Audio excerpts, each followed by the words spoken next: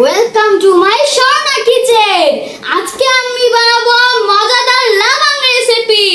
নদী রে ও নদী চলছো নিরবধি, নদী রে ও নদী চলছো নিরবধি, যাও না তুমি বলিয়া আমায়, কোনখানেতে যাও চলিয়া কোন সে ঠিকানা, কোনখানেতে যাও চলিয়া কোন সে ঠিকানা।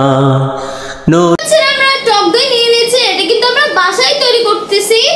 তো আপনারা বাসায় তৈরি করতে পারেন। আমাদের চ্যানেলটাকে ভিজিট করুন এবং লাইক সাবস্ক্রাইব শেয়ার করে আমাদের পাশেই থাকুন।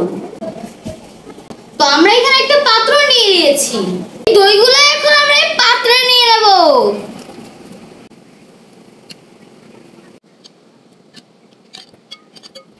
এখন আমরা এটা ঘুটে নেব।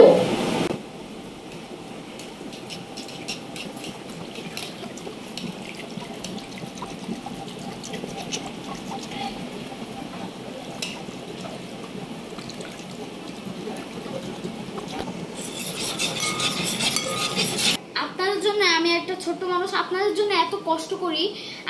আপনারা আমাদের জন্য ভালো দোয়া করবেন এবং আমাদের পাশেই থাকবেন। আমরা যেন অনেক দূরে আপনাদের ভালোবাসা নিয়ে এগোতে পারি। আপনারা আমাদের ভালোবাসা দিবেন এবং লাইক কমেন্ট শেয়ার করে আমাদের পাশেই থাকুন। আর যারা আমার চ্যানেলে নতুন তারা অবশ্যই সাবস্ক্রাইব করে দেবেন। আমার ফাটা হয়ে গেছে।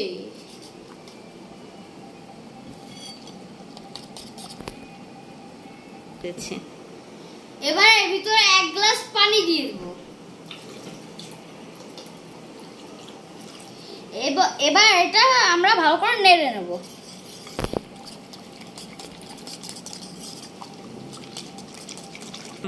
এবার আমরা পরিমাণ মতো চিনি দিয়ে দিচ্ছি।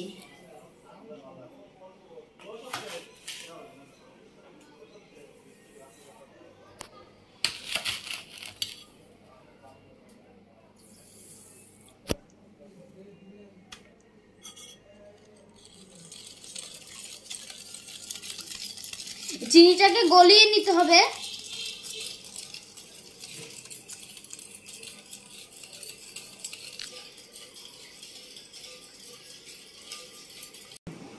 এবার আমরা পরিমাণ মতো লবণ দিয়ে দেবো ব্যালেন্সটা ঠিক করার জন্য।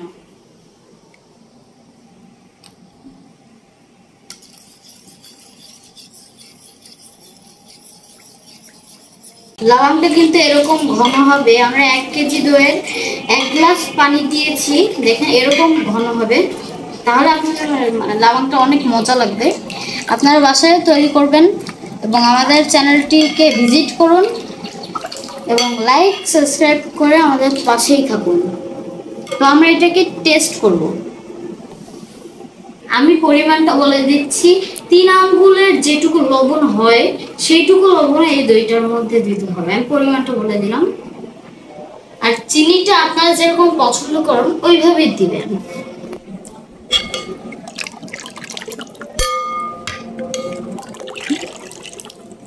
দেখেন অনেক সুন্দর হয়ে গেছে কিন্তু।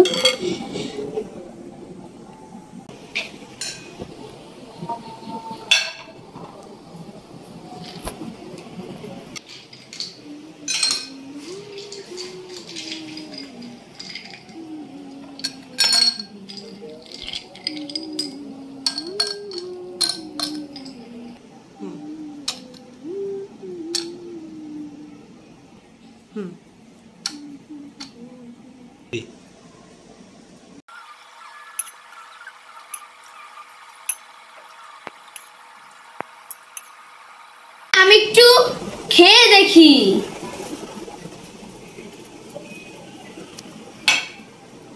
অনেক মজা, সেই স্বাদ। আপনারাও বাসায় ট্রাই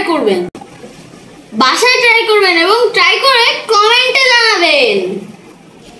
নদী রে ও নদী চলছো নিরবধি, নদী রে ও নদী চলছো নিরবধি, যাও না তুমি বলিয়া আমায়, কোনখানেতে যাও চলিয়া